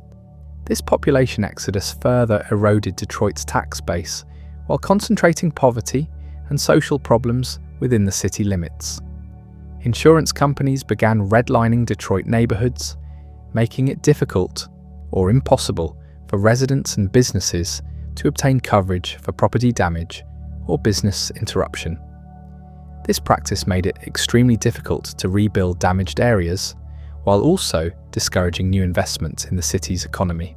Political leadership struggled to respond effectively to the crisis, as traditional approaches proved inadequate for addressing the complex combination of economic, social, and racial issues that had contributed to the violence. Mayor Jerome Kavanagh, who had been considered a rising star in democratic politics, found his reputation damaged by his administration's inability to prevent or quickly control the rioting.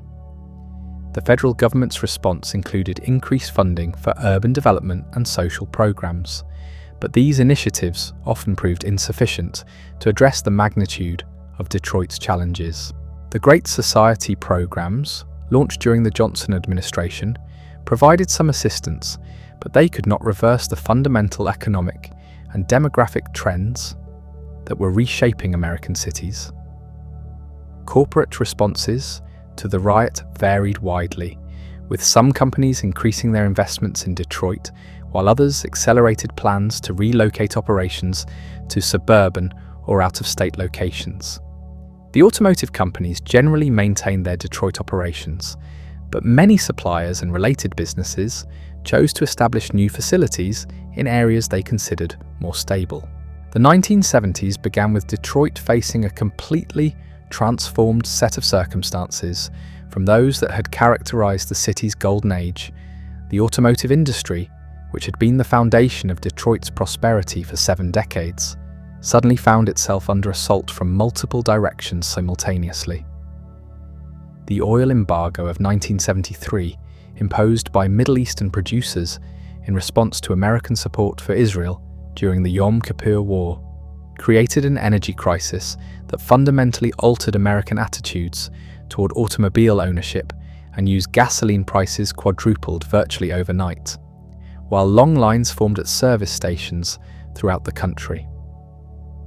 Detroit's automotive companies were completely unprepared for a market that suddenly prioritized fuel economy over size, power, and luxury features. Their product lines consisted primarily of large, heavy vehicles that consumed gasoline at rates that became unacceptable to cost-conscious consumers facing dramatically higher fuel prices. Japanese manufacturers, who had been developing smaller, more efficient vehicles for their domestic market, found themselves perfectly positioned to capitalize on American consumers' newfound interest in fuel economy. Honda, Toyota, and Nissan expanded their American operations rapidly, establishing dealer networks and capturing market share that Detroit had previously taken for granted. The quality differences between American and Japanese vehicles became increasingly apparent to consumers during this period. Japanese cars were generally more reliable, required less maintenance, and retained their value better than comparable American models. These advantages, combined with superior fuel economy, created customer loyalty that would prove difficult for Detroit companies to recapture. Employment in Detroit's automotive industry declined steadily throughout the 1970s as companies automated production processes and shifted operations to lower-cost locations. Plant closures became increasingly common as manufacturers consolidated operations and eliminated excess capacity in response to shrinking market share and reduced profitability. The United Automobile Workers found itself in an increasingly defensive position as job security became more important than wage increases for many members. The union negotiated agreements that provided some protection for existing workers while accepting the reality that total employment would continue declining in Detroit's traditional manufacturing sectors. Urban decay accelerated throughout the decade as population loss, business closures, and reduced public services created visible signs of Detroit's economic distress. Abandoned buildings became common sights in many neighborhoods, while vacant lots replaced demolished structures that property owners could no longer afford to maintain. Crime rates increased significantly during this period as economic opportunities disappeared and social services proved inadequate to address growing poverty and desperation. Detroit's murder rate reached levels that made it one of the most dangerous cities in America, further discouraging business investment and middle-class residency. The fiscal crisis that engulfed many American cities during the 1970s hit Detroit with particular severity as the city's tax base continued eroding while demand for public services, increased budget deficits, became chronic problems that forced painful cuts in police, fire, and other essential services that residents depended upon for basic safety and quality of life. Federal revenue-sharing programs provided some assistance to Detroit during this period, but these funds could not compensate for the fundamental loss of economic activity and population that was undermining the city's financial foundation. The programs also created dependency relationships that would prove problematic when federal priorities changed in subsequent decades. Cultural institutions struggled to maintain operations as both public and private funding became increasingly scarce. Museums, theatres, and libraries faced budget cuts that reduced programming and services, while also making it difficult to maintain facilities that had been built during more prosperous times. The Detroit Symphony Orchestra, which had achieved international recognition during the city's golden age, faced financial crises that threatened its continued existence. Similar challenges confronted other cultural organizations that had previously relied on corporate sponsorship and wealthy patrons who were no longer able or willing to provide adequate support. Educational challenges intensified as Detroit public schools dealt with declining enrollment, reduced funding, and aging facilities that required expensive repairs and updates. The district's financial problems made it difficult to attract and retain qualified teachers, while also limiting the programs and services available to students. Suburban school districts continued to benefit from population growth and higher property values that provided more stable funding for educational programs. This disparity created additional incentives for families to leave Detroit, while also limiting opportunities for young people who remained in the city's schools. Housing abandonment reached crisis levels during the late 1970s as property owners found it economically impossible to maintain buildings in neighborhoods with declining populations and property values. Entire blocks became largely vacant as remaining residents struggled to maintain community life in increasingly isolated circumstances. The city government's response to housing abandonment involved demolition programs that removed dangerous structures while creating vacant lots that often became dumping grounds for trash and debris. These demolitions eliminated immediate safety hazards, but also erased the physical infrastructure that had supported neighborhood life for generations. Despite these overwhelming challenges, some Detroit residents and organizations worked to maintain community institutions and create new opportunities for economic development. Neighborhood associations, churches, and community development corporations launched initiatives aimed at stabilizing residential areas and supporting local businesses. These grassroots efforts often achieved modest successes in specific neighborhoods, while also demonstrating the resilience and creativity of Detroit residents who refused to abandon their communities despite the enormous obstacles they faced. However, these local initiatives could not address the fundamental economic and demographic forces that were reshaping the entire metropolitan area. The 1980s arrived with Detroit having lost nearly half of its peak population, transforming from a city of nearly 1.9 million residents to fewer than 1.2 million. This massive population loss represented more than just demographic change. It reflected a fundamental transformation in Detroit's role within the American economy and urban system. The recession of the early 1980s hit Detroit's already weakened economy with devastating force. Unemployment rates in the metropolitan area reached levels not seen since the Great Depression, while plant closures eliminated thousands of additional manufacturing jobs that had provided middle-class incomes for generations of Detroit families. Chrysler Corporation faced bankruptcy during this period, surviving only through federal loan guarantees that required significant concessions from workers, suppliers, and creditors. The near collapse of one of Detroit's big three automakers demonstrated how precarious the city's economic foundation had become despite decades of apparent strength and stability. The savings and loan crisis that developed during the mid-1980s further damaged Detroit's economy as financial institutions failed and credit became scarce for both businesses and individual borrowers.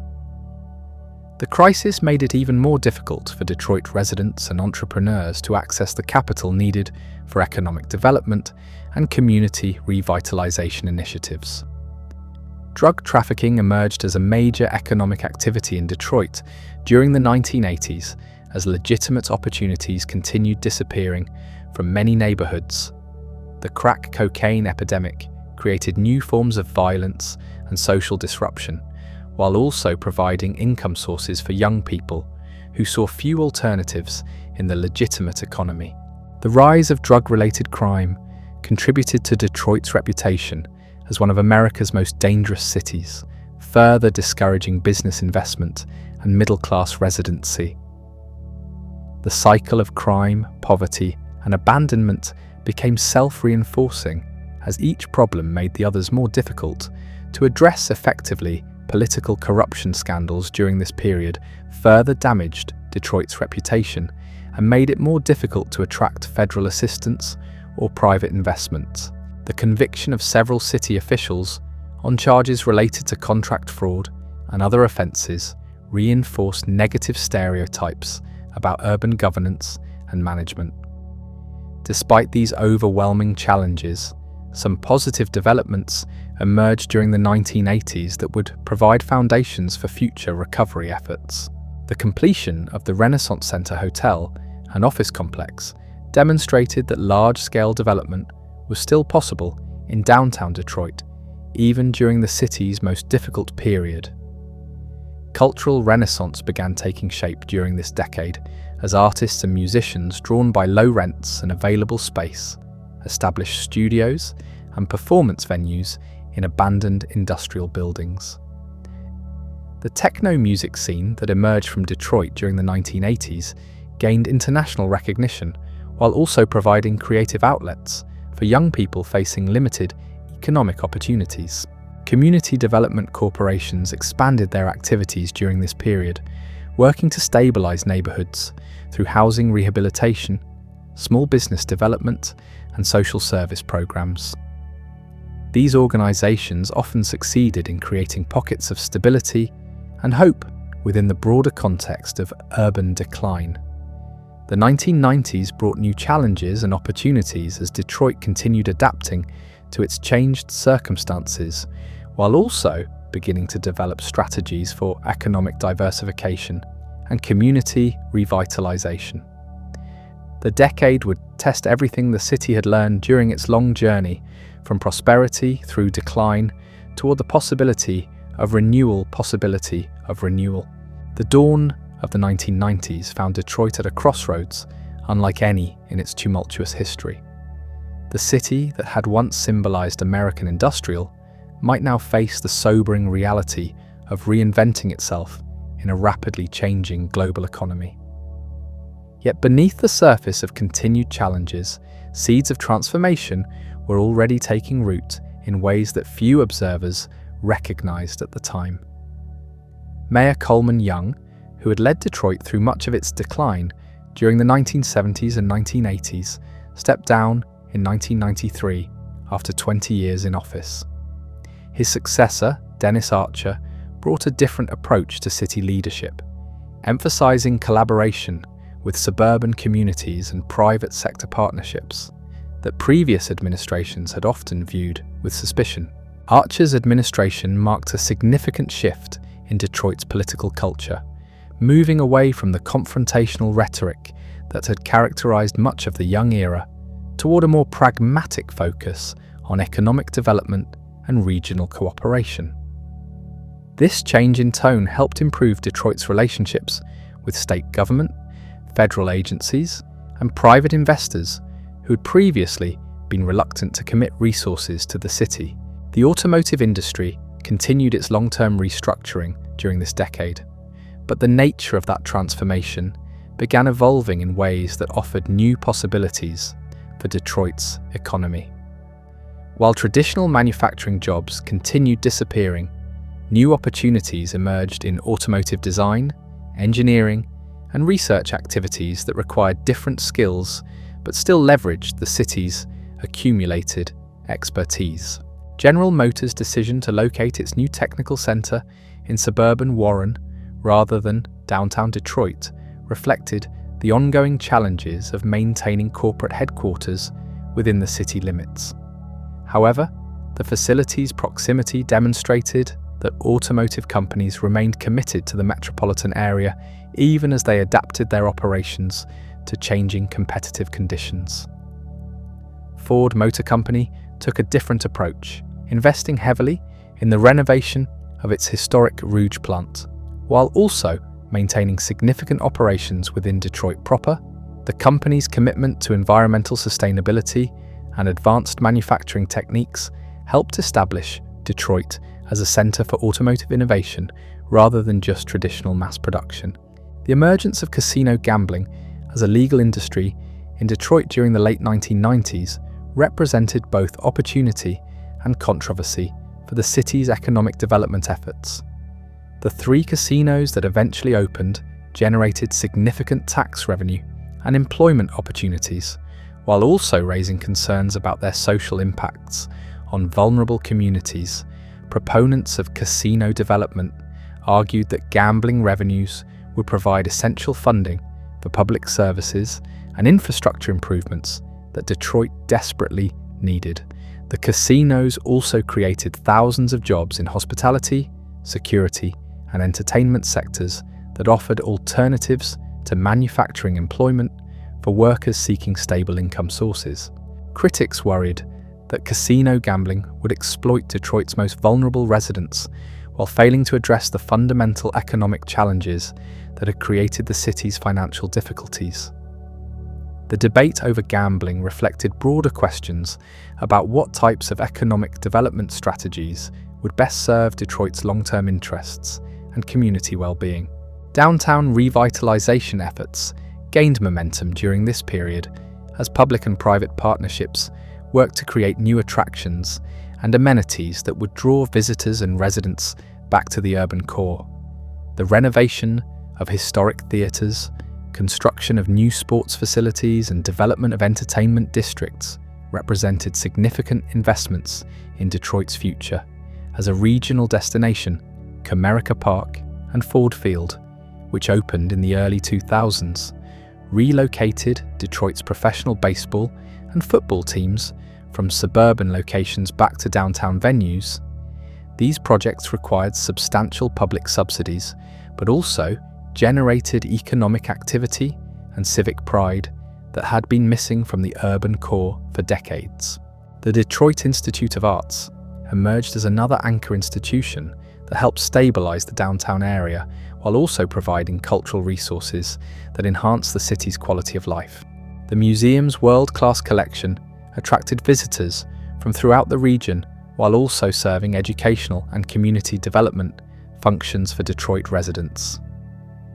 Residential development in downtown Detroit began showing signs of life during the late 1990s as young professionals and empty nesters discovered the advantages of urban living. Converted loft apartments in former industrial buildings offered unique living spaces at prices that were competitive with suburban alternatives, while also providing access to cultural amenities and entertainment options. The growth of Wayne State University as a major research institution provided another source of stability and economic activity for Detroit during this transitional period. The university's medical school, engineering programs, and business school attracted students and faculty from throughout the region while also generating research partnerships with local companies and organizations. Technology sector development remained limited during the 1990s compared to other metropolitan areas, but some encouraging signs emerged as entrepreneurs began recognizing Detroit's potential advantages for certain types of business development. The city's central location, available real estate, and skilled workforce provided assets that could be leveraged for knowledge-based industries. The Internet revolution that transformed many aspects of American business and society during this decade had mixed effects on Detroit's economy. While some traditional industries faced new competitive pressures from online commerce and global connectivity, other sectors found new opportunities for innovation and market expansion through digital technologies. Community development efforts continued expanding throughout the decade as neighborhood organizations, religious institutions, and non-profit agencies worked to address housing, education, and social service needs that government programs could not fully meet. These grassroots initiatives often achieved remarkable results in specific areas while also building social capital and leadership capacity within Detroit's diverse communities. The Empowerment Zone designation that Detroit received from the federal government in 1994 provided additional resources for community development and business creation in targeted neighborhoods.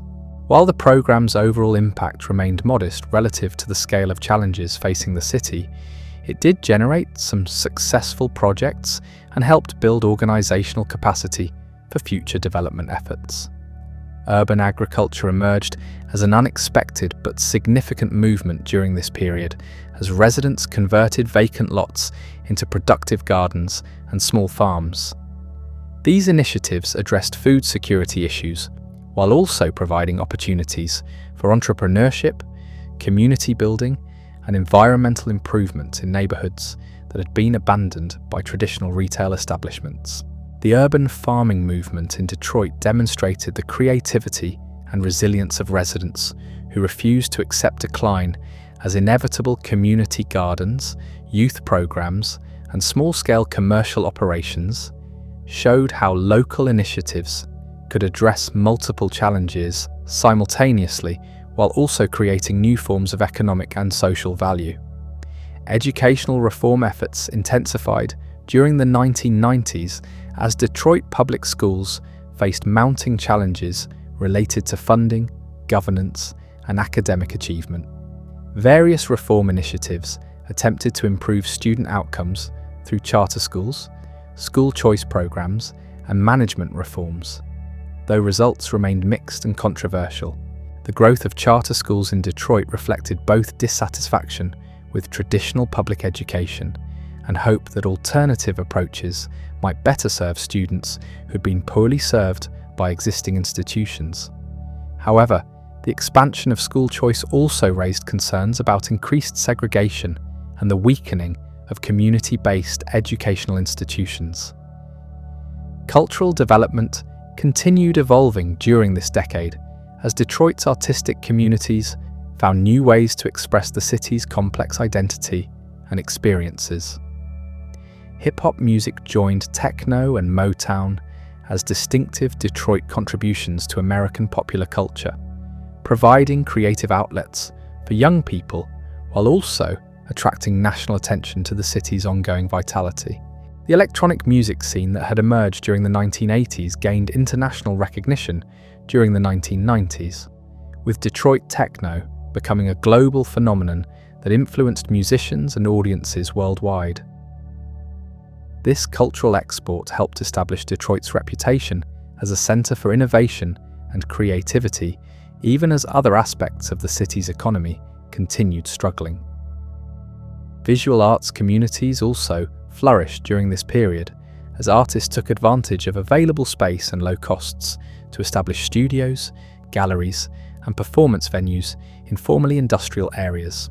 The concentration of artistic activity in neighborhoods like Corktown and the Eastern Market District created cultural districts that attracted visitors while also providing economic opportunities for creative entrepreneurs. Religious institutions played increasingly important roles in community development and social service delivery, as government programs proved inadequate for addressing the full range of needs in Detroit's neighborhoods. Churches, mosques, and other faith-based organizations operated food banks, job training programs, and housing initiatives that provided essential support for vulnerable residents. The interfaith cooperation that developed among Detroit's diverse religious communities demonstrated the potential for collaboration across ethnic and denominational lines in addressing shared challenges. These partnerships often achieved results that individual organizations could not accomplish alone, while also building social cohesion within and between different communities. Public safety remained a persistent challenge throughout the decade as Detroit continued struggling with high crime rates that deterred business investment and residential development. However, some innovative approaches to community policing and crime prevention began showing promise in specific neighborhoods where residents and police developed collaborative relationships. The implementation of community policing strategies represented a significant shift from the traditional law enforcement approaches that had often generated tension between police and residents. While progress remained uneven across different neighborhoods, some areas experienced meaningful improvements in both safety and police-community relations. As the 1990s drew to a close, Detroit had survived its worst economic crisis and begun developing new strategies for addressing its challenges. The city remained far from the prosperity of its golden age, but foundations were being laid for different forms of success that reflected changed circumstances and new opportunities. The population had stabilized at around 1 million residents, ending decades of continuous decline while also creating conditions for more sustainable development patterns. This demographic stability, combined with improved municipal finances and growing private investment, suggested that Detroit's long period of crisis might finally be ending. However, significant challenges remained as the new millennium approached. Educational achievement continued lagging behind state and national averages, while unemployment rates remained well above levels in comparable metropolitan areas. Infrastructure needs required massive investments that exceeded available public resources, while social problems related to poverty and inequality persisted despite various intervention efforts. The automotive industry, while still central to Detroit's economy, continued evolving in ways that required new skills and different organizational structures. Global competition intensified as manufacturers from Korea, Germany, and other countries established operations in North America. While technological changes created both opportunities and threats for traditional Detroit-based companies, environmental challenges also demanded attention, as decades of industrial activity had left contaminated sites throughout the metropolitan area. Cleanup efforts required substantial investments, while also creating opportunities for redevelopment that could transform formerly industrial areas into residential and commercial districts. The new century would bring both unprecedented challenges and unexpected opportunities that would test everything Detroit had learned during its long journey through prosperity, decline, and the early stages of renewal. The foundations laid during the 1990s would prove crucial for navigating the dramatic changes that lay ahead, though few could imagine just how transformative the next 2 decades would prove to be, for America's Motor City Detroit entered the 21st century with cautious optimism tempered by the hard-earned wisdom that came from decades of struggle and adaptation. The city that had once seemed invincible had learned painful lessons about the fragility of economic prosperity and the importance of building diverse, resilient communities that could weather unexpected storms. The dot-com boom that characterized the late 1990s had largely bypassed Detroit, but the city's exclusion from that speculative bubble also protected it from the worst effects of the crash that followed.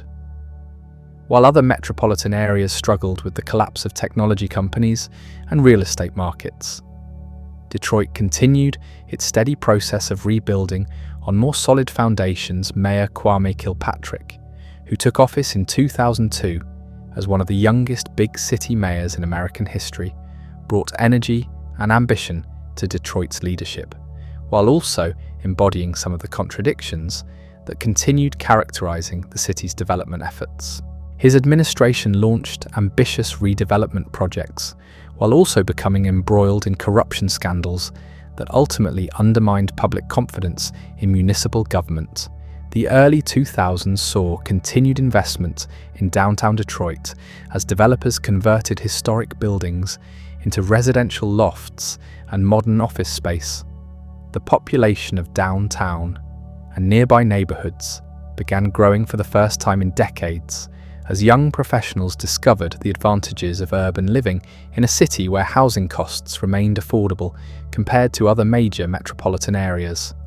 However, this downtown renaissance remained largely disconnected from conditions in Detroit's residential neighborhoods, where abandonment and disinvestment continued affecting large areas of the city.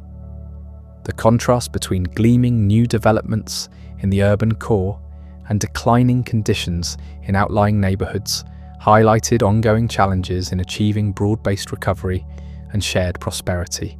The automotive industry faced its most severe crisis since the Great Depression during the mid-2000s as rising fuel prices, increased foreign competition, and the subprime mortgage crisis combined to create perfect storm conditions for Detroit's traditional economic foundation.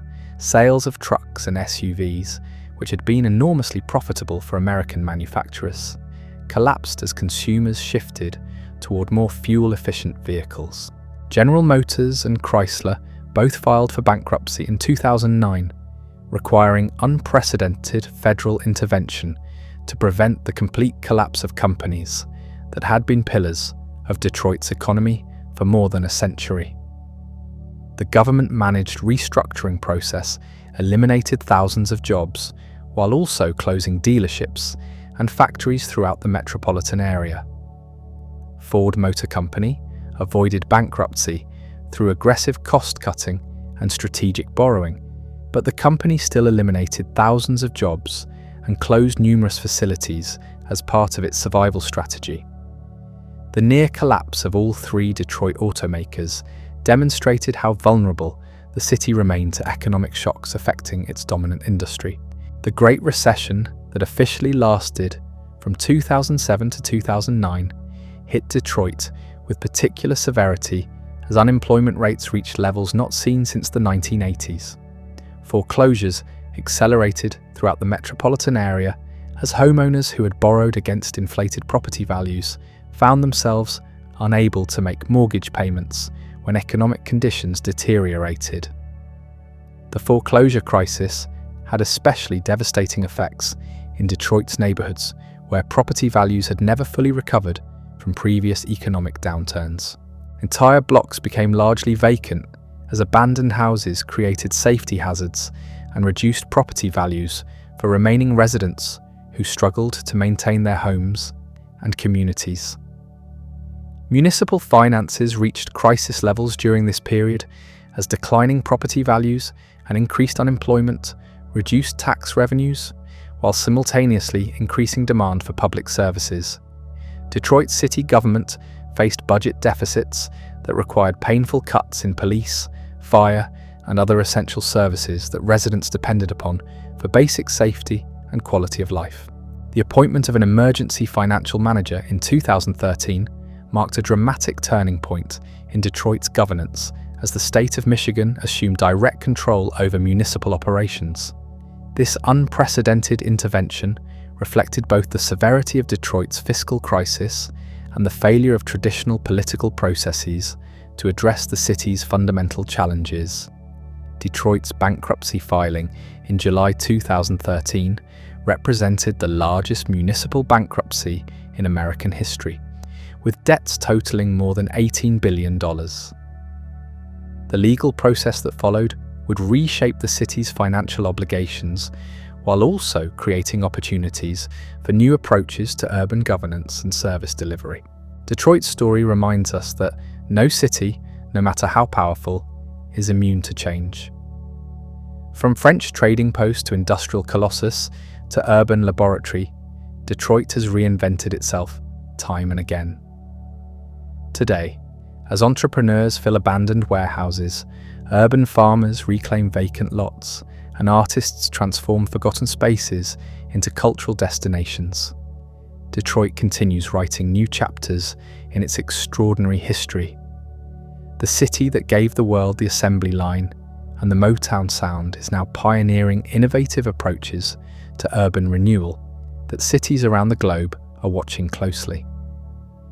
Detroit's greatest lesson may be this: resilience isn't about avoiding failure, but about rising from it stronger, wiser, and more determined than before.